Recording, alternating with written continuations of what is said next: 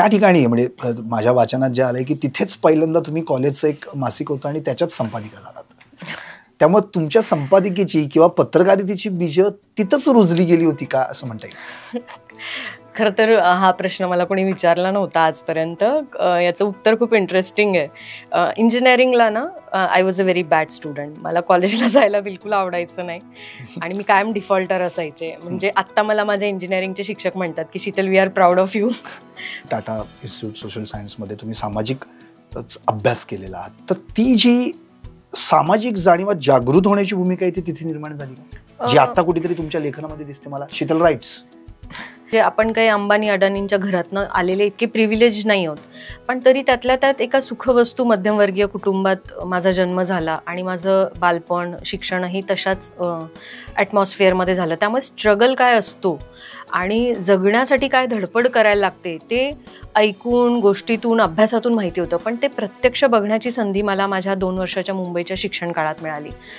एक प्रसंग पण आहे की एक कचऱ्याचा डबा होता आणि त्यात 3 दिवसांचं एक अर्भक सापडलं होतं आणि मग ते एनजीओला तुम्ही हे केलं असं काहीतरी. म्हणजे हे ना टेक्निकली किंवा मीडियामध्ये तर आपल्याला ह्या गोष्टी वारंवार किंवा आपल्याकडे आपण शोज करतो याच्यावर स्पाईक पण मिळतो त्याच्यातनं आपल्याला टी व्ही किंवा डिजिटलमध्ये अनेक वेळा, पण ते जगणं, ते अनुभवणं आणि त्यांच्या त्या प्रश्नावर त्यांच्यातलं एक होऊन काम करणं हे खूप वेगळं असतं. लेख वाचताना शेवटपर्यंत झालं की अरे ते ढेकर येत नाही, पण तुमचे लेख आम्हाला असं वाचतं की अरे नाही याच्यामध्ये आणखी डीप आणि आता पोट भरलं. हे काय आहे, कुठून येतं ही डिकोडिंग, कुठे जमतं? सगळ्यात आधी थँक्यू की तुम्ही एवढं कौतुक केलं माझ्या लेखनाचं. माझ्या लेखनाच्या शैलीवर खूप सम्राट सरांचा प्रभाव आहे. म्हणजे मराठी लिहिता वाचता उत्तम येत होतं, पण लिहिताना विशेषतः वर्तमानपत्रीय भाषेत लेखनावर तुमचा प्रभाव असं म्हणायचं.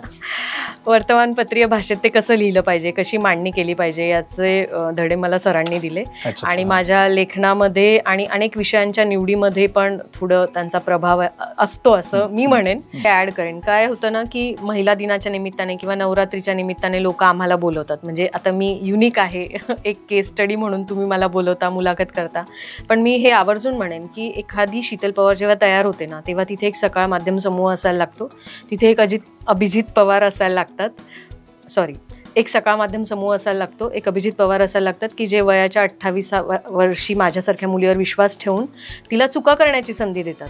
आणि त्यानंतर तिथे एक उदय जाधव आणि एक सम्राट फडणीस असायला लागतात की ते तिच्यावर पूर्ण विश्वास ठेवून तिला दिलेला रोल पूर्णपणे पार पाडण्याची जबाबदारी तिच्यावर सोपवतात. ही सगळी प्रोसेस जुळून येते ना तेव्हा शीतलसारखं एखादं प्रोडक्ट तयार होतं.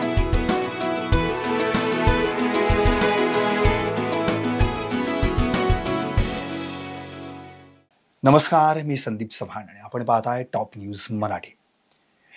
आता सध्या सर्वत्रच आदिशक्तीचा जागर सुरू आहे. ही आदिमाया आदिशक्ती तुम्हा आम्हाला शक्ती, साहस, बळ आणि त्यासोबतच शौर्य देखील पुरवते. कारण कोणत्याही व्यक्तीला आपल्या अंगचे गुण जर प्रगट करायचे असतील तर त्याच्या अंतरी पहिल्यांदा प्रगट व्हावी लागते ती शक्ती आणि शौर्याची भूमिका. सध्या सर्वत्र याच दुर्गेच्या 9 रूपांचं पूजन सुरू आहे. शैलपुत्री, ब्रह्मचारिणी, चंद्रघंटा, कुष्मांडा, स्कंदमणा, कात्यायनी, कालरात्री, महागौरी, सिद्धिदात्री अशी ही 9 रूपं. पण आजच्या आधुनिक युगामध्ये याच 9 रूपांना धरून अनुसरून अनेक महिला विविध क्षेत्रांमध्ये आघाडीवर दिसत आहेत. त्याचं कारण हेच की या आजच्या नवदुर्गा बनलेल्या आहेत. मग त्यामध्ये वैद्यकीय, शैक्षणिक, सामाजिक, राजकीय, सांस्कृतिक आदी विविध क्षेत्रांमध्ये इव्हन माध्यम हे क्षेत्र देखील आज याच महिलांनी व्यापलेलं आहे. त्याचं कारण हेच आहे की तिच्या अंतरी शौर्य, तिच्या अंतरी बळ याच अशा दुर्गेच्या माध्यमातून प्राप्त झालंय. आता वेगवेगळ्या दुर्गा आपण वेगवेगळ्या क्षेत्रातील या स्टुडिओमध्ये पाहिल्या. आज कोण आहे? मला खात्री आहे तुम्हाला उत्सुकता आहे. अगदी सुरुवात मी एका छोट्या प्रसंगानं करणार आहे आणि मग थेट मी त्या व्यक्तीपर्यंत, त्या नवदुर्गेपर्यंत तुम्हाला घेऊन जाणार आहे. एक तरुणी एका वृत्तपत्र कार्यालयाबाहेर आपली प्रेसनोट प्रसिद्ध व्हावी यासाठी काही काळ थांबते, वाट पाहते. पण कालांतरानं भविष्यात तीच तरुणी त्या वृत्तपत्र माध्यम समूहाची कार्यकारी संपादिका बनते. अर्थात हा प्रवास वाटतो तितका सोपा नाही. Yes, of course media is a power, no doubt, but at this time that young lady is a key person who handles a powerful media. आता तुम्ही म्हणाल त्या कोण? अर्थात सांगतो. लोकाभिमुख पत्रकारिता, सामाजिक प्रश्नांवर सखोल विश्लेषण, हाती असलेल्या माध्यमांचा जबाबदारीनं आणि खुबीनं वापर, आणि सर्वात महत्त्वाचं म्हणजे राजकीय घडामोडींना व्यापक सामाजिक संदर्भात आपल्या लेखणीतून आणि मुलाखतींच्या माध्यमातून प्रगट करणाऱ्या एक अशा अग्रणी समूहाच्या कार्यकारी संपादिका आज आपल्या स्टुडिओत आलेल्या आहेत. नाव सांगायची गरज नाही, कारण की महाराष्ट्रात सर्वात कमी वयाच्या संपादिका म्हणून त्यांचा गौरव केला जातो. तो बहुमान पटकावणाऱ्या सकाळ माध्यम समूहाच्या कार्यकारी संपादिका शीतल पवार. नमस्ते. नमस्कार. टॉप न्यूज मराठीमध्ये आपण आलात त्याबद्दल आपलं खूप खूप स्वागत. Thank you for having me. Madam, पहिलाच प्रश्न मला हाच आमच्या सगळ्या प्रेक्षकांच्या माध्यमातून विचारावा असं वाटतो की social engineering to human engineering हा प्रवास अचानक कसा काय, म्हणजे एवढा कसा काय ड्रास्टिक चेंज तुमच्यात झाला? खूप ऑब्व्हियस प्रश्न आहे खरं तर. कम्प्युटर इंजिनियर नंतर काय करावं, कारण माझे आई वडील दोन्ही सरकारी नोकरीत असल्यामुळे हा माझ्यासमोरही त्यावेळेचा प्रश्न होता. आणि माझं इन्क्लिनेशन समजून घेण्यासाठी मी करिअर काउन्सलर आणि या सगळ्यांची त्यावेळेस मदत घेत होते. तर आपणही कॉम्पिटेटिव्ह एक्झामच्या माध्यमातून सरकारी नोकरीचा पर्याय एक्सप्लोर करावा असा पर्याय त्यावेळेस माझ्यासमोर होता. आणि त्यासाठी मी यजुर्वेंद्र महाजन सरांना भेटायला गेले. आणि मला वाटतं की आमच्या पहिल्या भेटीत अगदी पहिल्या 10-15 मिनिटातच सर म्हणाले की शीतल, तू हे नको एक्सप्लोर करूस, आणि समाजशास्त्र आणि याच्यामध्येही लोक प्रोफेशनली शिकतात, त्यातही खूप उत्तम करिअर करतात, तर तू टाटा इन्स्टिट्यूट सारख्या संस्थेत एकदा जाऊन तो करिक्युलम बघून ये. त्यांनी गाईड केल्यावर मग मी आईवडिलांशी बोलले. मला आठवतं मी आणि माझे वडील आम्ही मुंबईला त्या कॉलेजला जाऊन आलो, बघून आलो, करिक्युलम समजून घेतला, आणि त्यानंतर मी एंट्रन्स एक्झाम दिली. भारतभरातनं मुलं वेगवेगळ्या कोर्सेसना तिथे अप्लाय करतात. मी ठरवून सोशल वर्क हा विषय निवडला. त्यामध्ये पण खूप कोर एखाद्या ब्रांचमध्ये काम करावं एवढं त्यावेळेस ज्ञान नव्हतं, त्यामुळे थोडा वास्ट स्कोप असावा म्हणून मी community organisation and development practice असा विषय निवडला. मास्टर्स नंतर जेव्हा मी थोडं सोशो पॉलिटिकल स्पेसमध्ये काम करायला लागले, तुम्ही त्या प्रेस नोटचा उल्लेख केला, मला वाटतं की ती 2016-17 दरम्यानची महापालिकेची इलेक्शन असावी की ज्यावेळेस मीडियाचं एक्सपोजर थेट निवडणुकीच्या अनुषंगाने मला घेता आलं. आणि त्या प्रोसेसमध्ये एवढं तर लक्षात आलं होतं की मीडियाचा रोल हा येत्या काळात खूप वाढत जाणार आहे. त्याच्यापूर्वी थोडंसं दिल्ली आणि बँगलोरमध्येही ह्या स्पेसमध्ये सोशो पॉलिटिकल स्पेसमध्ये मी ऑलरेडी काम करत होते. तर त्यातनं असं लक्षात आलं की हा पण एक वेगळा आयाम आणि काहीतरी वेगळं करिअर आहे की जे आपण एक्सप्लोअर करावं. आणि मी कायम स्वतःला फॉर्च्युनेट समजते की मला योग्य वेळी योग्य मेंटर मिळतात, आणि त्यात माझं सौभाग्य ते की ते मला मिळतात, आणि माझी हुशारी अशी की ते जे मला सांगतात ते मी ऐकते आणि ते मी अंमलात आणते. त्यामुळे मग जर्नलिझममध्ये पण थोडं शिकून मग ते करावं असं डोक्यात होतं. आणि त्यानंतर मग मी मीडियामध्ये पण सेकंड मास्टर्स माझं PGDM पूर्ण केलं. तर असं engineering, social engineering, human engineering इकडे आले. पण आता त्याच्या आधी पण एक इंजिनिअरिंग आहे, म्हणजे अभियांत्रिकी प्रवास पण राहिला आहे आपला. धुळे ते पुणे तुम्ही MIT मध्येच तुम्ही प्रवेश केलात, आणि मग तिथे अभियांत्रिकीसाठी तुम्ही त्या ठिकाणी रुजू पण झालात, प्रवेश केलात. पण त्या ठिकाणी म्हणजे माझ्या वाचनात जे आलंय की तिथेच पहिल्यांदा तुम्ही कॉलेजचं एक मासिक होतं आणि त्याच्यात संपादिका झालात. त्यामुळे तुमच्या संपादिकेची किंवा पत्रकारितेची बीज तिथंच रुजली गेली होती का, असं म्हणता येईल? खरं तर हा प्रश्न मला कोणी विचारला नव्हता आजपर्यंत. याचं उत्तर खूप इंटरेस्टिंग आहे. इंजिनिअरिंगला ना I was a very bad student. मला कॉलेजला जायला बिलकुल आवडायचं नाही, आणि मी कायम डिफॉल्टर असायचे. म्हणजे आत्ता मला माझे इंजिनिअरिंगचे शिक्षक म्हणतात की Sheetal, we are proud of you. पण त्यावेळेस फार आई वडिलांपर्यंत तक्रारी असं इंजिनिअरिंगचं करिअर राहिलं. तर मी आणि माझा फ्रेंड कॉरिडॉरमधनं पास होत होतो, बहुतेक रोशनच असेल माझ्यासोबत, आणि तिथे कुठलं तरी क्लब होता आमचा कल्चरलचा, आणि ते लोक काहीतरी फीडबॅक लिहित होते. मला जस्ट उत्सुकता वाटली म्हणून मी ती चिटनोट घेतली आणि त्यावर काहीतरी लिहून ते मी स्टिक केलं. आणि बिनोंदू पीटर म्हणून माझा माझा सहविद्यार्थी असेल मेकॅनिकल इंजिनिअरिंग मधला, त्याने ती चिटनोट वाचली आणि त्याला ते खूप इंटरेस्टिंग वाटलं.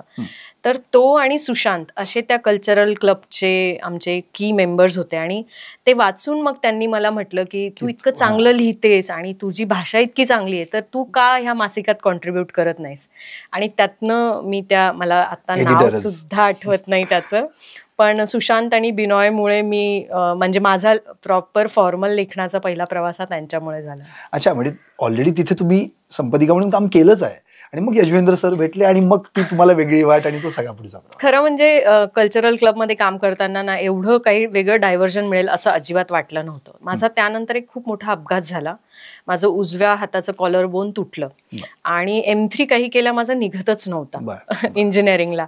तर आता लिटरली आपण टेक्निकली अनफिट होतो की काय अशी एक सिच्युएशन आली की इंजिनिअरिंगचे शेवटचं 1 वर्ष राहिलेलं आहे, तो सेकंड इयरचा पेपर निघत नाहीये आणि this is kind of last chance. आणि त्यावेळेस अपघात झाला आणि मला वाटतं की माझ्या आईवडिलांनी ज्या पद्धतीने माझी ती फिजिकल, मेंटल आणि एज्युकेशनल स्ट्रगल हँडल केली ना, त्यातनं जी मला प्रेरणा मिळाली, त्यातनं मी तो M3 चांगल्या मार्कांनी तर पास केलाच. म्हणजे मला आठवतं 63% 73 मार्क मिळाली मला 100 पैकी.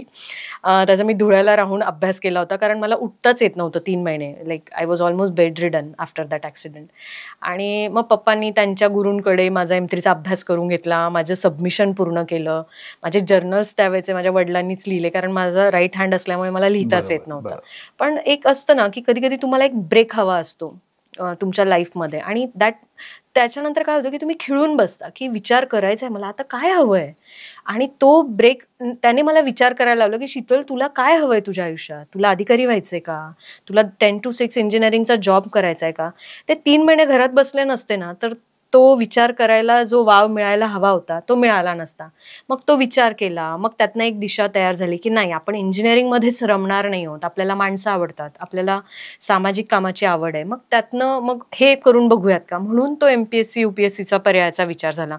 मला वाटतं की तो ब्रेक मिळाला नसता तर कदाचित मी महाजन सरांपर्यंत पोहोचले नसते. म्हणजे means your right hand bone now it's your backbone असं आपल्याला असं म्हणता येईल. आणखी एक महत्वाचा मुद्दा म्हणजे जेव्हा तुम्ही सकाळ मीडिया ग्रुपमध्ये काम करण्यापूर्वी एक पद हँडल केलं होतं, एक्झिक्युटिव्ह कंटेंट क्युरेटर म्हणून. ते काय अजून ती संकल्पना म्हणजे अगदी उघडपणे सगळ्यांना कळावी. What is the difference between editor and curator? मी सकाळमध्ये जॉईन झाले ते मॅनेजमेंट ट्रेनी म्हणून जॉईन झाले. माझ्या सुरुवातीच्या जॉबचा फोकस पूर्ण प्रोडक्ट रिसर्च, प्रोडक्ट डेव्हलपमेंट असा होता. म्हणजे मी कायम मीटिंगमध्ये म्हणते की हे आपल्याला वर्तमानपत्र, मग ती सँक्टिटी, व्हॅल्यूज असंच डायरेक्ट जर्नलिझममध्ये शिकवायला जातात. मला वाटतं की सकाळमध्ये माझ्या नोकरीचा भाग हा प्रोडक्ट डेव्हलपमेंट असा असल्यामुळे for me it's a product की ज्याला एक मार्केटमध्ये व्हॅल्यू आहे, ज्याला एक किंमत आहे, जे एका ग्राहकाला विकत घ्यायचं आहे. त्यामुळे त्याचा फक्त मॉरल, एथिकल असाच प्रवास न बघता त्याच्या कॉस्टपासून आणि प्रोडक्ट मार्केट असा माझा मीडियाचा प्रवास राहिला. त्यामुळे मला वाटतं की इतरांपेक्षा माझ्या रोलमध्ये ते थोडंसं सुरुवातीपासून एक वेगळेपण राहिलेलं आहे. जेव्हा मी एडिटोरियल डिपार्टमेंटमध्ये कामाला सुरुवात केली माझ्या त्या मॅनेजमेंट ट्रेनीचा रोल पूर्ण केल्यानंतर, त्यावेळेस माझं पहिलं डेझिग्नेशन होतं ते कंटेंट क्युरेटरचं. तर क्युरेटर आणि एडिटरमध्ये फरक काय की ट्रेडिशनली एडिटर काय करणार की माझ्यासमोर आलेले हे शब्द त्यांना एका साच्यामध्ये बसवून त्याचं एक डिझाईन लोकांपर्यंत प्रोड्यूस करणं हा प्रिंटच्या एडिटरचा रोल आहे. तो विविध पैलूंना सेवा देणार आहे असं आपण आणि खूप कंटेंट स्पेसिफिक. पण आता आपण मल्टीमीडियामध्ये जेव्हा काम करतोय, विशेषतः सकाळ सारखा माध्यम समूह की जे टीव्हीमध्ये आहेत, डिजिटलमध्ये आहेत, प्रिंटमध्ये आहेत. प्रिंटमध्ये पण मासिक म्हणून वेगळा विचार केला गेला पाहिजे, दैनिक म्हणून वेगळा विचार केला पाहिजे. दैनिकाचा विचार करताना टॅब्लॉइड आकारातल्या दैनिकाचा तुम्हाला वेगळ्या पद्धतीने विचार करायला लागतो, ब्रॉडशीट आकारातल्या दैनिकाचा तुम्हाला वेगळ्या पद्धतीने विचार करायला लागतो. याचं नुसतं म्हणजे कंटेंट म्हणूनच फरक नाही, याचा अंकगणित पण वेगळा आहे. त्यामुळे मला वाटतं की तो जो रोल अभिजित सरांनी डिफाईन केला होता त्याच्यामध्ये ह्या सगळ्या याला न्याय देऊन त्याचं आर्थिक गणित, अंकगणित पण समजून घ्यायला पाहिजे, त्याचं मार्केट सेगमेंट समजून घ्यायला पाहिजे, त्याचं प्रोडक्ट डिझाईन समजून घ्यायला पाहिजे. आणि अशा अर्थाने आपण काही वेगळ्या पद्धतीने इंटिग्रेटेड अप्रोचमधनं काही डिलिव्हर करू शकतो का, असा तो विचार होता. त्याच्यामधनं आम्ही इंटिग्रेटेड न्यूज रूम डिलिव्हर केल्या. त्यातनं ई-सकाळ खूप एका वेगळ्या पद्धतीने उभा राहिला. आता पूर्ण एक इंडिपेंडंट टीम आणि सेटअप आमची डिजिटल विंग रन करतं. तसेच आम्ही पूर्ण नाविन्यपूर्ण प्रयोग टीव्हीच्या याच्यामधनं केले. आणि मला वाटतं की याच्यातलं सगळ्यात सुंदर पण काय की ते करायला आम्ही घेतलं म्हणून आम्ही ते आमच्यापाशी धरून नाही ठेवलं. It was very easy to hand it over. मला वाटतं की हे त्या रोलचंच वेगळेपण होतं की ते स्ट्रक्चर तयार करून ती एक नवीन प्रोसेस लावून ते तुम्ही त्यातल्या तज्ज्ञाला हँड ओव्हर करणं की ते त्याची पुढची जबाबदारी घेतील. तर तो एक पर्याय होता. आणि त्यानंतर मी ठरवून थोडं प्रिंटला राहिले, कारण माझ्या मुलाच्या जन्मानंतर मला त्याला वेळ देता येणं शक्य व्हावं. That was my choice. अच्छा.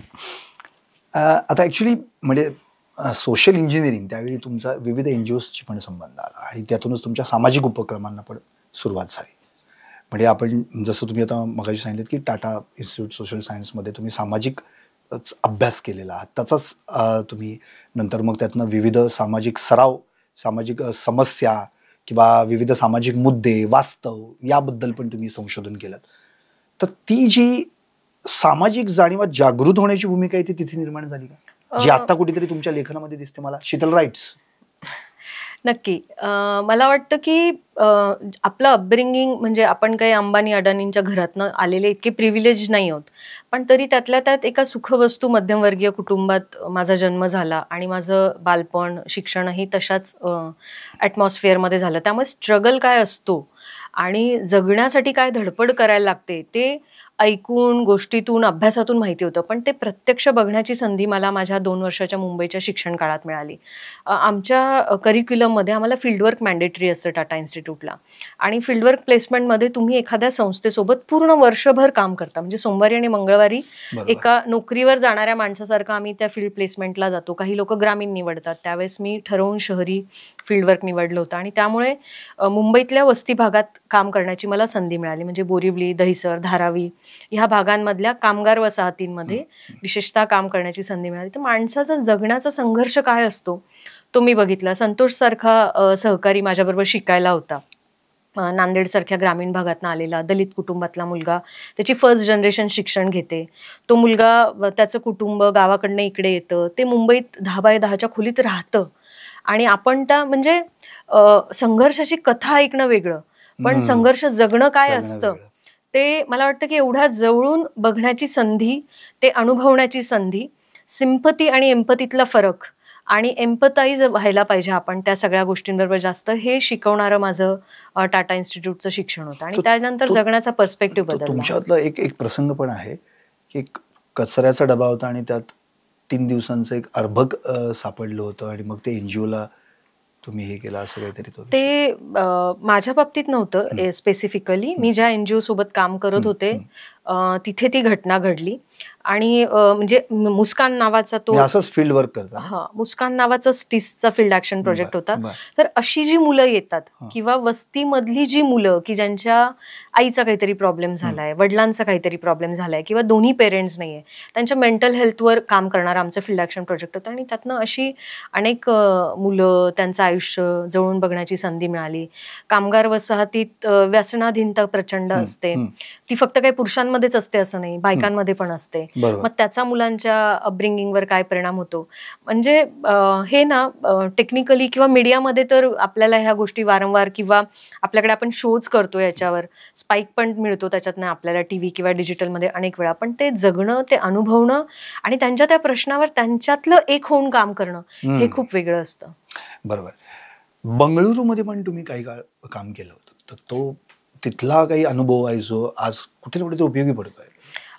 लग्नानंतर माझा नवरा त्यावेळेस बँगलोरला नोकरी करत होता, त्यामुळे टाटा इन्स्टिट्यूटमधलं जे माझं प्लेसमेंट झालं ते मी ठरवून बँगलोरमधल्या एका संस्थेसोबत निवड केली होती. माझं जे तिथलं ते स्टार्टअप होतं सोशल ॲक्शनमध्ये काम करणारं, आणि मायक्रो फायनान्समध्ये आम्ही काम करत होतो. छोट्या रकमांची कर्ज देऊन आम्ही काम करत होतो. त्यातला अनुभव असा होता ना की आत्ता काल परवाच मी कोणाला तरी म्हटलं, अरे आजकाल 500 रुपयात काय होतं. म्हणजे पूर्वी असायचं ना की 100 रुपयात, 5 रुपयात काय होतं, 10 रुपयात काय होतं. आता खरंच आपण अशा काळात आलोय की 100-500 रुपयामध्ये पण किराणा किंवा बाजारात गेलो तर भाजीच्या दुकानात 500ची नोट कधी खर्च होते ते आपल्याला कळत नाही. आता तर नोटा पण नाही, जीपेच करतो आपण. तर ह्या सगळ्या याच्यामध्ये 2000 रुपयाचं एक छोटंसं कर्ज एखाद्या बाईच्या जगण्याचं गणितच बदलून टाकतं.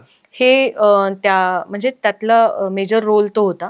पण तो जो रोल होता ना तो पण पुन्हा तिथे प्रोसेसेस डिफाईन करायला मिळाला. म्हणजे समाजशास्त्र मी शीतल आमटेच्या वेळेस ते ज्यावेळेस त्यांच्या एनजीओवर टीका झाली त्यावेळेस लिहिलं होतं की तिथे फक्त भावनांचा खेळ नसतो, त्या काही 4 इमोशनल स्टोरीज डिलिव्हर करणं नसतं, ते शास्त्र आहे प्रॉपर आणि त्याच्यामध्ये खूप साऱ्या प्रोसेसेस, त्याच्यामध्ये पण खूप सारं सायन्स इन्व्हॉल्ड आहे. म्हणजे एखाद्या व्यक्तीला 2,000 रुपयांचं तुम्ही कर्ज दिल्यानंतर त्याच्या आयुष्यात काय तुम्ही आमूलाग्र बदल केला, हा बदल म्हणजे काय, तुम्हाला हा बदल डिफाईन करता आला पाहिजे, तो टेक्निकल पॅरामीटर्सवर तो मांडता आला पाहिजे, मग त्यातनं ती CSR आणि बरीचशी गणितं ठरत असतात. त्यामुळे ते खूप एक शास्त्र आहे आणि त्या शास्त्राच्या निटिग्रिटीमध्ये जाणं, त्यातले काही टूल्स तुम्ही स्वतः डिझाईन करणं, डेव्हलप करणं, मला वाटतं की आपण जे शिकलोय 2 वर्षात ते प्रॅक्टिकली कसं इम्प्लिमेंट करायचं याचं जास्त शिक्षण तिथे मिळालं. भाषेची खूप अडचण व्हायची, विशेषतः दक्षिणेतल्या राज्यांमध्ये त्या 5 भाषांपैकी एक तरी भाषा तुम्हाला आली पाहिजे, पण ती यायची नाही. त्यामुळे अडॅप्ट करणं, तिथल्या लोकल कलिग्स बरोबर जुळवून घेणं, भाषा येत नसेल तरी थोडंफार काही शिकण्याचा आपण यातनं प्रयत्न करू शकतो का, अशा अडॅप्टेबिलिटी शिकले. प्रवास प्रचंड केला. मला वाटतं की भारतातल्या त्यावेळेच्या 12 एअरपोर्ट्सवर मी जाऊन आले होते. माझ्या एवढ्या 8-9 महिने मला नोकरी करायला मिळाली तिथे. प्लस स्टार्टअप कसं एखादं ग्रूम होत असतं, म्हणजे फंड्स किती आहेत, मग तुम्हाला जे इन्व्हेस्टर्स आहेत, सोशल इन्व्हेस्टमेंट आम्ही करायला लावायचो आमच्या स्टेक होल्डर्सना, त्यांना कसं जोडून ठेवायचं, त्यांना कसं एंगेज करायचं, मग कंटेंटचा पण एक भाग असायचा त्याच्यामध्ये. तर खूप छोटी जेव्हा संस्था असते ना, तुम्हाला एका व्यक्तीला खूप सारे रोल प्ले करायला लागतात. तर तो पण एक अनुभव त्या नोकरीमध्ये मिळाला. आणि अर्थातच लग्नानंतर पहिला जॉब होता, त्यामुळे पर्सनल लेवलवर पण एक खूप वेगळ्या प्रकारचं एक्सप्लोरेशन होतं. त्यामुळे आय एन्जॉयड बेंगलोर. येस. एका मीडिया ग्रुपच्या कार्यकारी संपादिका, आपण इतक्या सिंपल आणि अगदी सहज बोलतात, पण त्यांच्या आयुष्यात सिंपल हा शब्द एक अत्यंत महत्त्वाचा आहे. तो शब्द ज्येष्ठ युवा चळवळींशी संबंधित असलेल्या प्रकल्पाशी आहे, सिंपल प्रकल्प म्हणून. तर त्या संदर्भात देखील मी त्यांच्याकडनं जाणून घेणार आहेच. आणि सोशल डिकोडिंग ही त्यांची लेखमालिका, जी आपण अर्थातच eSakal.com पाहतो आणि वाचतो, ऐकतो. सगळ्यात महत्त्वाचा मुद्दा म्हणजे त्याचं मंथन आणि नंतर आपण चिंतन पण करतो. ते काय आहे सोशल डिकोडिंग, आत्ताची परिस्थिती नेमकी काय आहे, आत्ता जे सगळं ओझं आहे आणि इंटरनेटचं मायाजाळ सगळीकडे पसरलेलं आहे, त्यात सगळेजण अडकलेलो आहोत, त्यातून काय सार आणि काय असार या भूमिकाच कळत नाहीत. अशा वेळी गरज असते त्या खऱ्या क्युरेटरची. म्हणून तो क्युरेटर अत्यंत महत्त्वाचा आहे. ते सगळं मी जाणून घेणार आहे, पण अर्थातच एका छोट्याशा एकदम साध्या सिंपल पुन्हा त्या शब्दावर येतो ब्रेक नंतर. अर्थात पाहत राहा आदिशक्ती तू जयस्तुते, आधुनिक युगातली नवदुर्गा. आता जोकासू STP या अत्याधुनिक जॅपनीज तंत्रज्ञानाने सुसज्ज, quick installation, energy efficient, noiseless blowers, low maintenance या आणि अशा वैशिष्ट्यांनी परिपूर्ण जोकासू STP तंत्रज्ञान प्रकल्प उभारणीपासून ते विक्री पश्चात समाधानकारक सेवा देणारी, भारताबरोबरच परदेशात देखील प्रकल्पांची यशस्वी उभारणी करणारी company Deccan water treatment private limited. ब्रेकनंतर आपलं पुन्हा एकदा स्वागत. अर्थात आपण मगासपासून संवाद साधतोय अशी नवदुर्गा जिनं माध्यम युगात देखील आपली एक वेगळी शैली जपलेली आहे. मग ती लेखणीच्या माध्यमातून असो किंवा विविध मुलाखतींच्या माध्यमातून. अर्थात मी त्याकडे येणारच आहे, पण मुळात पहिल्यांदा आपण लेखनाकडे वळूयात. सोशल डिकोडिंग नावच इतकं सुंदर आहे, समाजाला जोडणार आहे, पण महत्त्वाचा मुद्दा हाच आहे की या लेखमालिकेमध्ये केवळ आणि केवळ फक्त एकच विषय घेऊन त्यात त्या गुंतलेल्या नाही आहेत. त्यांची गुंफण आंतरराष्ट्रीय स्तरापर्यंत पण आहे. आंतरराष्ट्रीय विषय देखील त्यांनी हाताळले, नागरिकत्वाचे विषय हाताळले, इव्हन राजकीय तर अगदी त्यांचा अत्यंत महत्त्वाचाच जिव्हाळ्याचा विषय. सो या सगळ्या विषयांवर लिहिताना आणि ते वाचकांना परोसताना, ज्याला आपण मी म्हणतो वाढताना, म्हणजे त्या नेहमी त्या आचार्याच्या भूमिकेत असतात आणि आपण अरे चला आज नवीन काही आलंय आणि मग पाहायचं. पण ती जी भूक वाचना करताना किंवा वाचकाला लागलेली असते, ती शमवण्याची ताकद त्या लेखनात असते. ती कुठून येते? म्हणजे मुळात प्रश्न असा पडतो की लेख वाचताना शेवटपर्यंत झालं की अरे ते ढेकर येत नाही, पण तुमचे लेख आम्हाला असं वाचतं की अरे नाही याच्यामध्ये आणखी डीप आणि आता पोट भरलं. हे काय, हे कुठून येतं? ही डिकोडिंग कुठे जमते? सगळ्यात आधी थँक्यू की तुम्ही एवढं कौतुक केलं माझ्या लेखनाचं. माझ्या लेखनाच्या शैलीवर खूप सम्राट सरांचा प्रभाव आहे. म्हणजे मराठी लिहिता वाचता उत्तम येत होतं, पण लिहिताना विशेषतः वर्तमानपत्रीय भाषेत लेखनावर तुमचा प्रभाव असं म्हणायचं. वर्तमानपत्रीय भाषेत ते कसं लिहिलं पाहिजे, कशी मांडणी केली पाहिजे याचे धडे मला सरांनी दिले. आणि माझ्या लेखनामध्ये आणि अनेक विषयांच्या निवडीमध्ये पण थोडं त्यांचा प्रभाव असतो असं मी म्हणेन. मला आजपर्यंत काही कोणी हे निरीक्षण असं कधी नोंदवलं नाही. नावं वाचून दाखवतो. ट्रेंड नको, मुद्दे केंद्रस्थानी हवेत, निवडणुकांतील रेवडी अस्त्र, मतदार राजा जागा हो, लोकशाहीचा धागा हो, आमदारांची अपात्रता आणि पक्षीय घटनाला इन्व्हर्ट आणि इन्व्हर्टमध्ये आहे, नागरिक बनण्याच्या दिशेनं काय दिवे लावणार, संसदे राज्य विधिमंडळाचा विषय होता, 2 देशांमधली भांडणं अतिशय महत्वाचा विषय होता, नक्की वाचा. आणि हो, सप्तरंग जी सकाळची पुरवणी अप्रतिम आहे आणि त्यामध्ये ऋता बावडेकर नावामध्ये आपल्याकडे संपादिका होत्या आणि खूप सुंदर त्यावेळी त्यांनी मॅनेजमेंट केलं होतं. अतिशय सुंदर मार्गदर्शक आणि प्रेरणादायी असं आत्मकथन या सप्तरंगमध्ये पण त्यांनी लिहिलेलं आहे. त्यामुळे आता मी पुन्हा त्यांच्याकडे वळतो. मॅडम, हे असे वेगवेगळे विषय हाताळणं. सोशल डिकोडिंग ही वर्षभर चालवलेली मालिका होती. ॲक्च्युली काय आहे ना की मी मगाशी पण कांबळे सरांना म्हणलं की माझा कोर आहे पब्लिक पॉलिसी. म्हणजे टाटा इन्स्टिट्यूटमधनं सगळं शिकल्यानंतर आपल्याला करिअर कशात करायचं आहे, तर मला एवढी क्लॅरिटी होती की मला पब्लिक पॉलिसीमध्ये काहीतरी करायचं आहे. आणि रिसर्चच्या नोकरीपासनं, सिव्हिक इश्यूजच्या रिसर्चपासनं मी त्याची सुरुवात पण केली. पण त्यानंतर अपघाताने मीडियात आले आणि आता गेले 7-8 वर्ष मी मीडिया डोमेनमध्ये काम करते. त्यामुळे मला कायम वाटायचं किंवा आपण जे शिकलोय ते आपल्या नोकरीत कुठेतरी इम्प्लिमेंट करता आलं पाहिजे. त्यामुळे रिसर्च, त्या अनुषंगाने सकाळमध्ये सुरू केलेली सर्वेक्षणं, मला वाटतं एकमेव दैनिक आहे जे इन हाऊस सर्वेक्षणं करतं आणि सर्वेज आम्ही पब्लिश करतो. लवकरच आम्ही महापालिकांच्या स्तरापर्यंत पण सर्वेक्षणं घेऊन येणार आहोत. त्यानंतर दुसरं, थोडंसं पब्लिक पॉलिसीवर काहीतरी सोप्या भाषेत लिहिलं गेलं पाहिजे, धोरणांवर काहीतरी सोप्या भाषेत लिहिलं गेलं पाहिजे, असं बरेच दिवस डोक्यात होतं. आणि जेव्हा महाराष्ट्रामधल्या 2 प्रमुख पक्षांमध्ये फूट पडली त्यावेळेस जेवढी पण विश्लेषणं व्हायला लागली ना, ती एकतर एकदम कायद्याच्या चौकटीतनं होत होती किंवा एकतर डावं नाहीतर उजवं, मध्ये काहीच नाही. पण नेमक्या ह्या संकल्पना काय आहेत, आत्ता ह्या करंट ट्रेंडमध्ये जे काही चर्चा होते त्याचा गाभा काय ते लोकांना कळलं पाहिजे. आणि त्यातनं आम्ही सोशल डिकोडिंग ही मालिका सुरू केली. म्हणजे उदाहरणार्थ तुम्ही जो 2 देशांचा विषय म्हणालात त्यावेळेस काहीतरी परराष्ट्रीय धोरणावरचा वादाचा मुद्दा सुरू होता. त्यानंतर आमदारांच्या अपात्रतेचा मुद्दा आला. तर ह्यातले नेमके कायदे काय आहेत आणि काय होतं की कुठेतरी म्हणजे स्पेशली टीव्हीमुळे ते सोपं झालं की आपण एखाद्या एक्सपर्टचा बाईट घेतो, तो थोडे वेळ चालतो. तर बापट सरांनी बरंच त्या 2 पक्षांच्या निमित्ताने अनेक टीव्हींवर कंटेंट दिला आपल्याला. पण ते साध्या सोप्या भाषेत त्यातलं बेसिक, मग त्यातलं लिगल लोकांना कळलं पाहिजे, त्यातली कायदेशीर तरतुदी लोकांना कळल्या पाहिजेत, त्याच्यात तुमची नागरिक म्हणून तुमची भूमिका काय असली पाहिजे. तुम्ही डावं ठरवा, उजवं ठरवा, तो पूर्णपणे तुमचा अधिकार आहे. मला तुम्हाला मत नाही द्यायचंय, मला तुम्हाला फक्त इन्फॉर्मेशन द्यायची आहे की तुम्ही इन्फॉर्मेशन वाचा आणि त्या इन्फॉर्मेशनच्या आधारावर तुमचं मत बनवा. त्यातनं सोशल डिकोडिंग जन्माला आलं. आणि त्यावेळी जो कळीचा मुद्दा असायचा, चर्चेतला मुद्दा असायचा, तोच एक धागा उचलून आम्ही त्यातल्या फक्त फॅक्ट्स किंवा त्यातलं नागरिकशास्त्र किंवा त्यातल्या धोरणात्मक बाबी किंवा त्यातल्या कायदेशीर तरतुदी याच्याबद्दलची इन्फॉर्मेटिव्ह माहिती त्या सदरामध्ये असायची. अशा पद्धतीने आपण, आणि थोडंसं की माझं जे शिक्षण राहिलेलं आहे किंवा अल्टिमेटली ज्या डोमेनमध्ये मला परत जायचंय मीडियानंतर, तर त्यामध्ये काहीतरी किमान मीडियात राहून मी कॉन्ट्रीब्यूट केलं होतं याचं मला समाधान असावं, हे ते मोटिवेशन होतं. हॅट्स ऑफ सम्राट सर खरं म्हणजे. पण सम्राट सर जाऊन देऊ नका, हे महत्वाचं. मी याच्यात एक वाक्य ऍड करेन. काय होतं ना की महिला दिनाच्या निमित्ताने किंवा नवरात्रीच्या निमित्ताने लोक आम्हाला बोलवतात. म्हणजे आता मी युनिक आहे, एक केस स्टडी म्हणून तुम्ही मला बोलवता, मुलाखत करता. पण मी हे आवर्जून म्हणेन की एखादी शीतल पवार जेव्हा तयार होते ना, तेव्हा तिथे एक सकाळ माध्यम समूह असायला लागतो, एक अभिजित पवार असायला लागतात की जे वयाच्या 28व्या वर्षी माझ्यासारख्या मुलीवर विश्वास ठेवून तिला चुका करण्याची संधी देतात. आणि त्यानंतर तिथे एक उदय जाधव आणि एक सम्राट फडणवीस असायला लागतात की ते तिच्यावर पूर्ण विश्वास ठेवून तिला दिलेला रोल पूर्णपणे पार पाडण्याची जबाबदारी तिच्यावर सोपवतात. ही सगळी प्रोसेस जुळून येते ना, तेव्हा शीतलसारखं एखादं प्रोडक्ट तयार होतं. नक्कीच. आणि आमच्यासारख्या नवपत्रकारांच्या आयुष्यामध्ये त्यासारख्या एक तुमच्यासारख्या शीतल पवार देखील असाव्या लागतात. कारण की एवढ्या सगळ्यांचं मार्गदर्शन घेऊन त्या आमच्यापर्यंत आम्हाला मिळतात, लाभतात आणि मग त्यांचं मार्गदर्शन आम्हाला मिळतं. अर्थात मला एक म्हणायचं की हा एक धागा आहे प्रत्येकाने एकमेकांना जोडून आणि मग त्याचा आपण ॲब्सॉर्ब करता आलं पाहिजे. जसं तुम्ही प्रत्येक याच्यात म्हणजे तुमचं ते अभियांत्रिकी शिक्षण असो, सोशल इंजिनिअरिंग असो, ह्युमन इंजिनिअरिंग, तुम्ही प्रत्येक वेळी ॲब्सॉर्ब करत आलात आणि ते देत राहिलात तुम्ही. म्हणजे नुसतं स्वतःजवळ नाही ठेवलं, तुम्ही दिलं, डिकोडिंगच्या माध्यमातून दिलं. तर असं आता ते एकत्र देण्याचा काही घाट घातलाय का नाही, का फक्त असं वेगवेगळं सेपरेट पेजेस?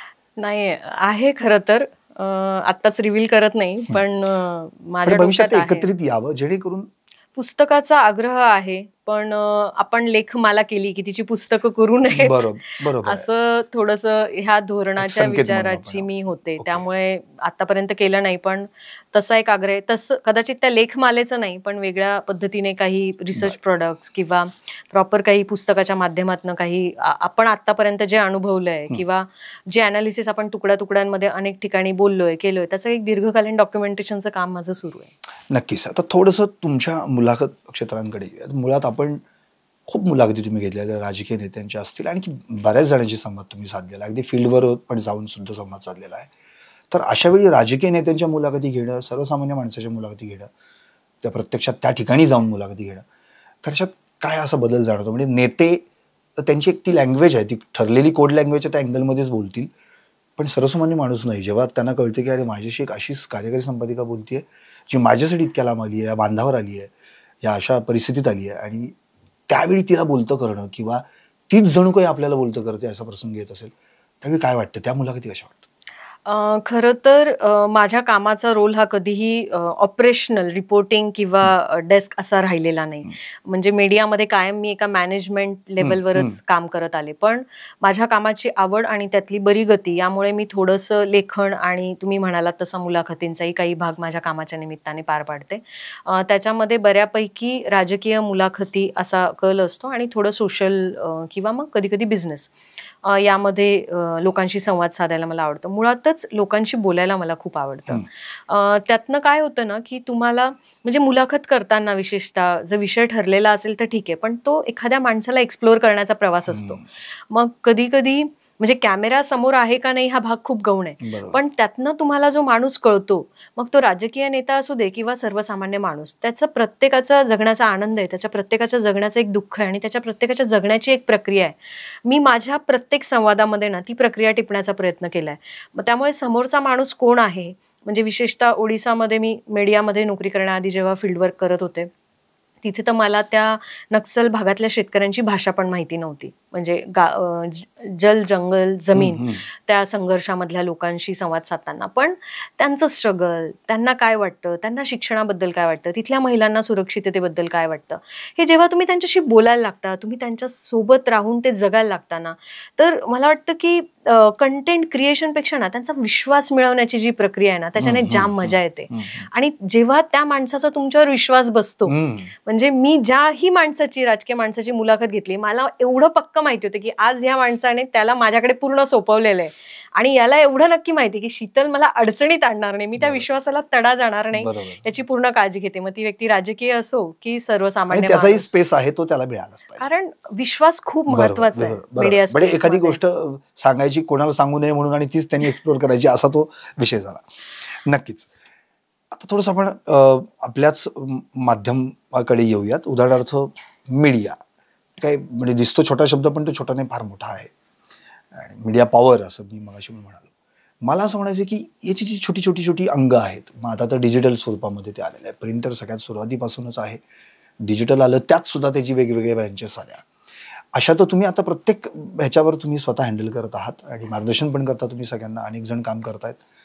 तर ती जी छोटी छोटी आहेत पुटं आपण त्याची म्हणू, पण ते छोटं आपल्यासाठी वाटत असलं तर ते पब्लिकसाठी फार मोठं आहे. रील अख्खा दिवस तरुण सगळे रीलवर घालवतात, काही तरुण वेब पोर्टलवर घालवतात आपला दिवस, काही तरुण व्हॉट्सअपवर घालवतात. तर मला असं म्हणायचं की या पुटांमध्ये जर ही सगळी आपण आजची युवा पिढी अडकवून टाकली तर त्याला इंटरनेट, आपण ज्याला माहिती महाजाल म्हणतो, तो त्याला त्या जाळ्यातनं सुटका कधी होईल त्याची, किंवा त्याची प्रत्येक अंग त्याला कधी कळते? मला वाटतं की याच्यातनं सुटका करण्यापेक्षा ह्या सगळ्या गोष्टींचा, म्हणजे तुम्ही जे काही बोललात ते तुम्ही युजर हॅबिट्स बद्दल बोलताय. शेवटी हा सगळा तुमच्या माझ्यासाठी माध्यमात काम करताना हा युजर आहे.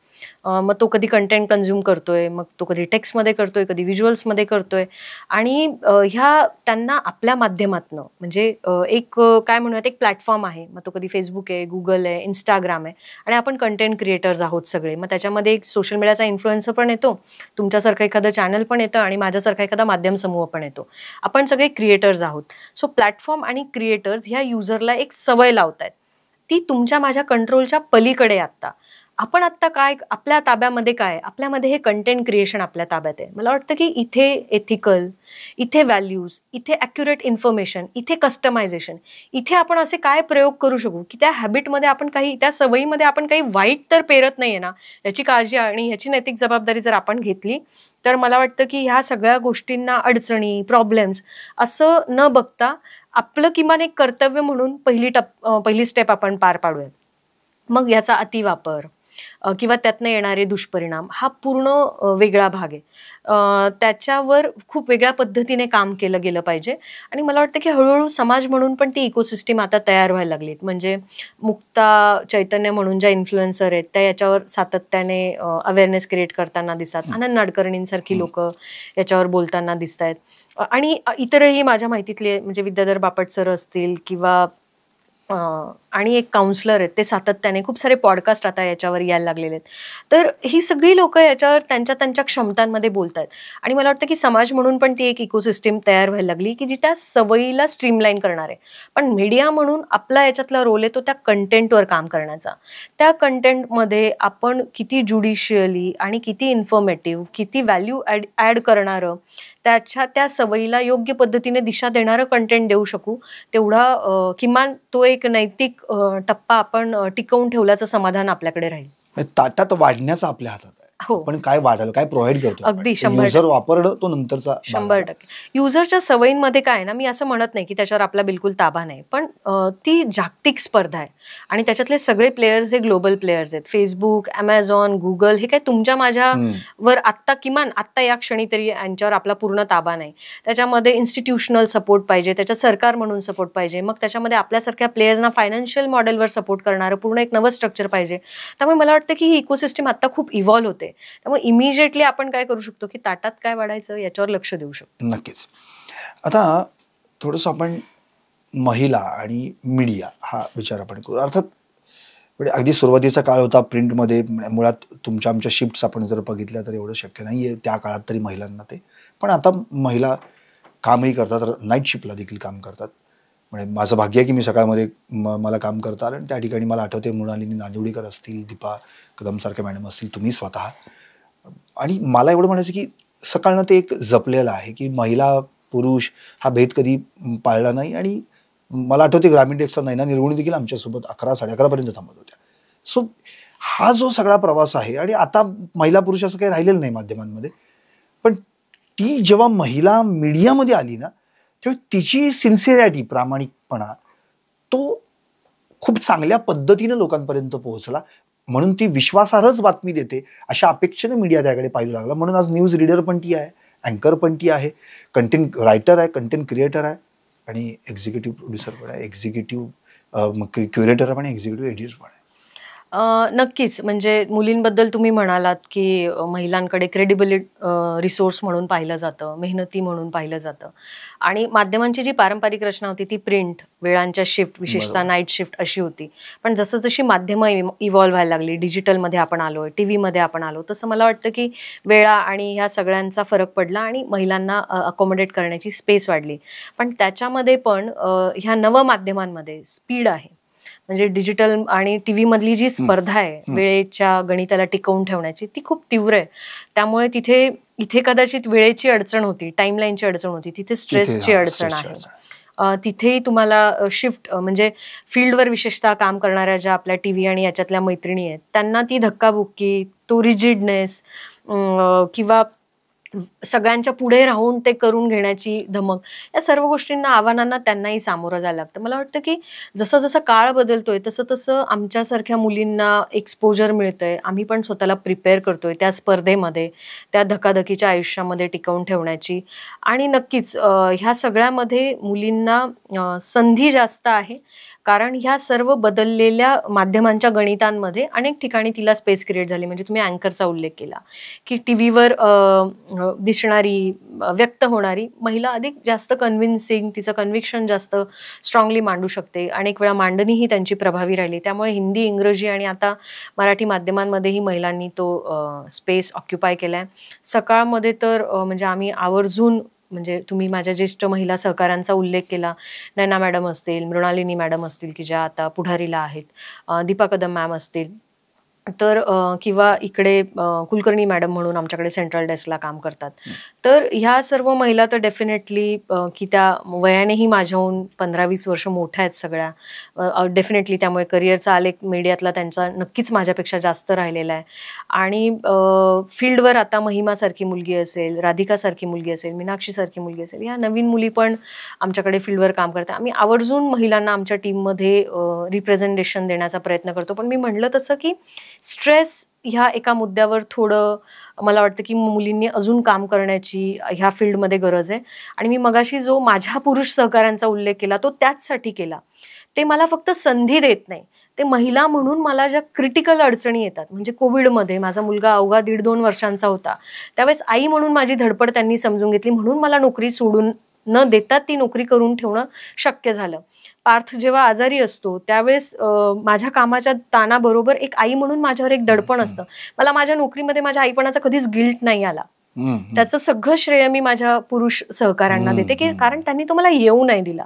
तर ही इकोसिस्टीम देण्याची जबाबदारी ना तुम्ही सगळं माझ्यावर नका ना सोडून देऊ. मी करते ना, माझी धडपड आहेच, पण ती तुमची पण जबाबदारी आहे मला ती इकोसिस्टीम देण्याची. म्हणजे मला काही फक्त माझ्या बॉसेसना ग्लोरिफाय नाही करायचंय, पण ही जबाबदारी त्यांनी समजून घेतली की मला शीतलला तो कम्फर्ट, मला शीतलला ती इकोसिस्टीम द्यायची आहे. आणि त्यामुळे तिथे शीतलसारखी मुलगी पाय रोवून उभी राहू शकते आणि सगळ्या ऑड्सला फाईट करू शकते.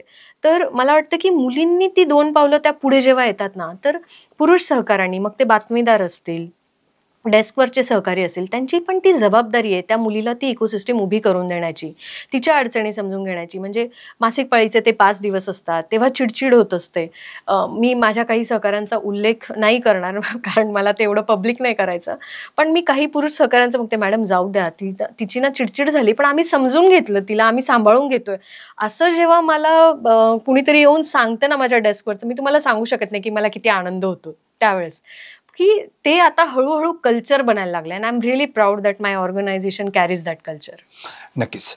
आणि मला आणखी एक असा एक प्रश्न पडतो की कमी वय आणि समोर असणारे सिनियर्स आणि मग ती मीटिंग किंवा तो रेपो सांभाळताना काही अडचणी येतात त्यांना किंवा तुम्हाला, वायसा वर्षा, मी दोन्ही असं असं काय वयाचा फॅक्टर कुठे मॅनेज होतो असं काही?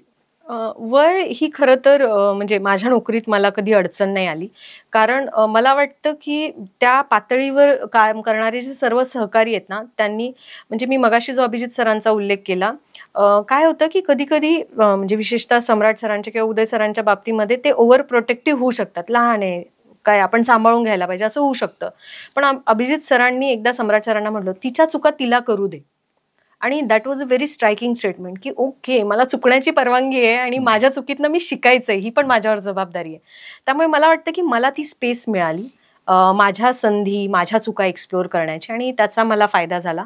संवादाच्या बाबतीमध्ये मला वाटतं की खूप मोकळेपण असतं, मग त्यामुळेच मिलिंद, रुपेश सर, सिद्धार्थ ह्या सगळ्या सहकाऱ्यांबरोबर त्या मोकळेपणात, म्हणजे मला एखादा मुद्दा नाही पटला तर मी त्यांना शांतपणे सांगू शकते की तुम्ही हे मला जे सांगताय हे मला पटत नाहीये, पण ठीक आहे आपण असं करून बघूयात का. तो त्यांचा रेडीनेस असतो. आणि मला वाटतं की माझ्या अशा कुठल्याही सहकार्याबरोबर मला हा संवाद साधण्याची कधीच अडचण आली नाही. आणि त्यांनीही माझ्या त्या गोष्टीकडे बघताना कायम माझं शिक्षण, माझं क्वालिफिकेशन, मला असलेलं वेगळं एक्सपोजर, हा ब्रॉडनेस त्यांच्यामध्ये कायम होता. कदाचित तो कामाच्या अनुभवातनं आलेला असेल, त्यामुळे त्यांनी पण ती मोकळीक दिली. त्यामुळेच मला माझ्या 4 नवीन आयडिया त्यांना सांगता आल्या, त्यांचा अनुभव माझ्या कामामध्ये वापरता आला. त्यामुळे मला वाटतं की हे एक्सचेंज असतं, आपण त्यांच्याकडनं, त्यांच्या अनुभवातनं शिकत असतो, आपल्या नाविन्यातनं ते काही नवीन करून बघतात आणि त्यातनं संस्था ग्रो होते. As long as organization is doing well, what's the harm in helping each other. उगाच नाही तुम्हाला रानडेच्या विद्यार्थी का म्हणून म्हटलं जातं. बरं, मला आणखी एक प्रश्न असा विचारायचा की आमच्यासारख्या आता नवशिक्यांना आणखी या पत्रकारितेतली गुणवैशिष्ट्य ॲब्सॉर्ब करण्यासाठी आणखी आम्ही काय केलं पाहिजे, आणखी काय केलं पाहिजे? मला वाटतं की आत्ता जो ट्रेंड आहे ना तो खूप कस्टमायझेशनचा आणि तुम्हाला बेस्ट काय येतं त्याच्यामध्ये तुम्ही ग्रो करण्याचा ट्रेंड आहे. आत्ता काय झालंय ना की आपले जे वेगवेगळे मीडियातले रोल्स आहेत यातल्या काही रोल्सला खूप प्रसिद्धीचं वलय आहे, पटकन प्रसिद्धी मिळते. म्हणजे तुम्ही कॅमेरासमोर रोज दिसता, तुम्ही अँकर आहात, तर मला तुमच्या रोलमध्ये यावंसं पटकन वाटतं. आणि माध्यमाच्या विद्यार्थ्यांचा पण जो कल आहे ना तो अशा रोल्सकडे जाण्याचा जास्त आहे.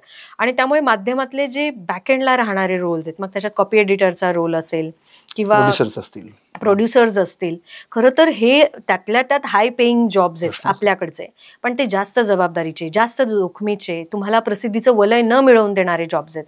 PR सारख्या क्षेत्रामध्ये अपॉर्च्युनिटीज आहेत, एंटरटेनमेंट मधल्या क्षेत्रामध्ये अपॉर्च्युनिटीज आहेत, पॉलिटिकल क्षेत्रामध्ये अपॉर्च्युनिटीज आहेत, सोशल क्षेत्रात अपॉर्च्युनिटीज आहेत. मला वाटतं की प्रसिद्धीचं वलय याच्या पलीकडे जाऊन जर आपण मीडियाला बघितलं, त्यातल्या संधी समजून घेतल्या आणि त्यातला एक निश घेऊन स्वतःला डेव्हलप करत आपण गेलो, तर माध्यमातल्या संधींना स्काय इज द लिमिट. बरोबर. आता अगदी एक शेवटचे 1-2 प्रश्न. What are the future plans? मीडियालाच धरून मी म्हणतोय, म्हणजे याच फील्डमध्ये आता काही फ्युचर प्लॅन्स आहेत. जसं तुम्ही मागाशी सांगितलं की मी मीडिया नंतर गुंडाळून मग पुन्हा मी माझ्या आवडत्या विषयाकडे जाणार, तर मी सम्राट सरांना सांगणार सगळे करू नका, त्यांना करायला लावू नका. पण काय मीडियातले काय प्लॅन्स? मीडियामध्ये मी जे तुम्हाला म्हणली की एखाद्या कोअरमध्ये स्वतःचं निश डेव्हलप करून आपण काही करता आपण जायला पाहिजे, असं आत्ताचा ट्रेंड दिसतोय. मग ट्रेन द ट्रेनर प्रोग्राम्स त्याच्यातनं गुगल किंवा मोठे प्लेयर्स करतायत. याच्यामध्ये आपल्या टीमला, विशेषतः रिपोर्टिंगमधल्या टीमला खूप संधी आहे. फीचर किंवा नॉन न्यूज डेस्कला एक खूप वेगळ्या पद्धतीने त्यांचं पोटेन्शियल एक्सप्लोर करण्याची एक संधी आहे. तर यातले काही प्रयोग खूप वेगळ्या पद्धतीने, म्हणजे सकाळमध्ये आम्ही एनिवे दरवर्षी आमचं ते दरवर्षाचा ॲन्युअल प्लॅन आणि ह्या सगळ्यामध्ये ते एक्सप्लोर करत असतो.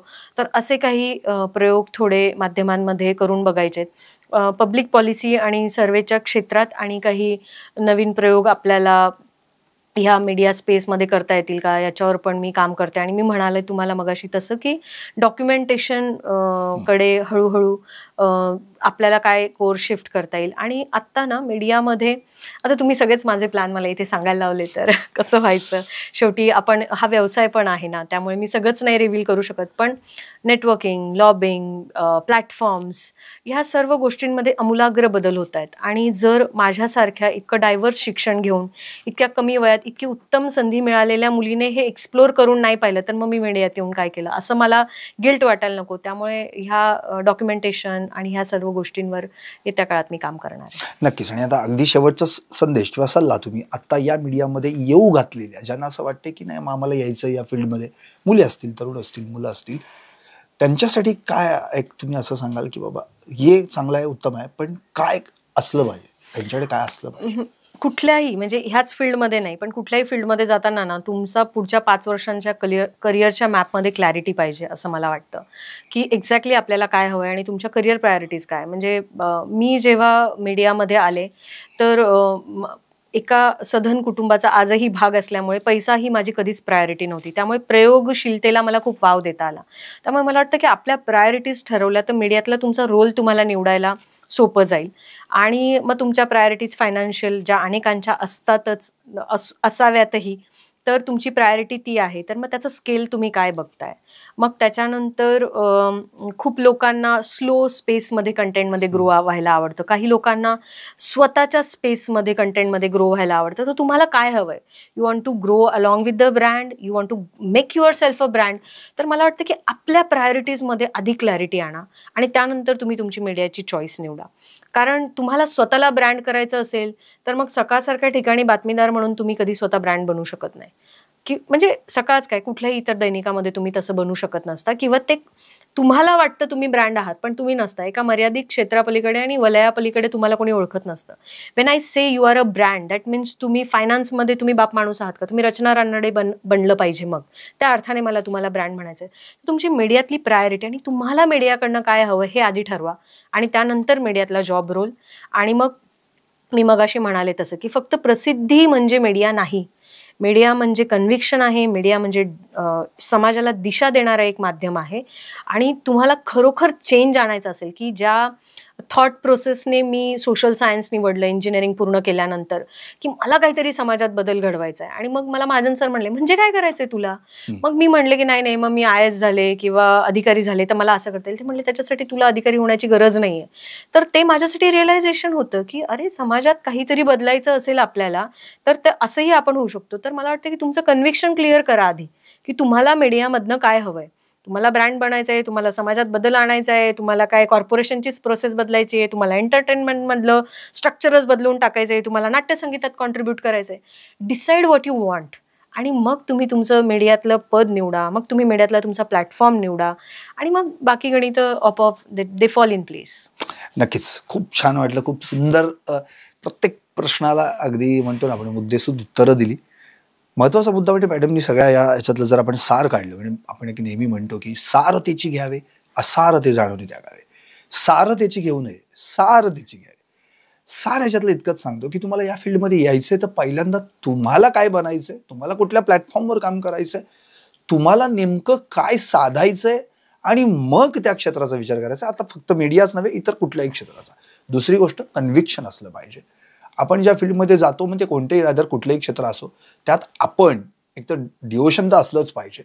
आणि सगळ्यात महत्त्वाचा मुद्दा म्हणजे हे सगळं करत असताना इंटरनेटचा जो काही जमाना आहे त्या जमान्यामध्ये भले आम्ही आता प्रोव्हाइड म्हणून असतो पत्रकारिता क्षेत्रात आहोत म्हणून, पण युजर्स जे आहेत त्यांच्या ताटात आपण काय वाढलं पाहिजे हे मात्र आम्हाला कळलं पाहिजे. आणि त्यांच्या सवयी काय आहेत त्या जाणून घेऊन त्यात त्यांना वाईट सवयी नाही लागणार ना याकडे पण लक्ष द्यायला पाहिजे. आता या सगळ्या गोष्टींचं सार तर आपण लक्षात आलं. सोशल डिकोडिंग तर मॅडमनी केलेलंच आहे. महत्त्वाचा मुद्दा हाच आहे, अत्यंत कमी वयात या पदापर्यंत जाणं मी मगाशीच म्हणालो एवढं सोपं नाही. पण त्यासाठी अर्थातच मागे देखील एक बोन असावा लागतो जो बॅकबोन बनतो. अर्थात त्यामध्ये बरेचसे सहकारी देखील येतात. त्यांचे बळकट हात, त्यांनी दिलेली प्रेरणा, आईवडिलांची साथ आणि सगळ्यात महत्त्वाचं म्हणजे डिव्होशन. या सगळ्या गोष्टी जुळून आल्यानंतर असं व्यक्तिमत्व घडतं. नाव सांगायची गरज आहे नाही तरी सांगते जाताना एवढंच म्हणतं, आधुनिक या युगातली नवदुर्गा शीतल पवार. पाहत राहा टॉप न्यूज मराठी, आपला महाराष्ट्र आपली बातमी. आदिशक्ती तू जयोस्तुते, आदिशक्ती तू जयोस्तुते.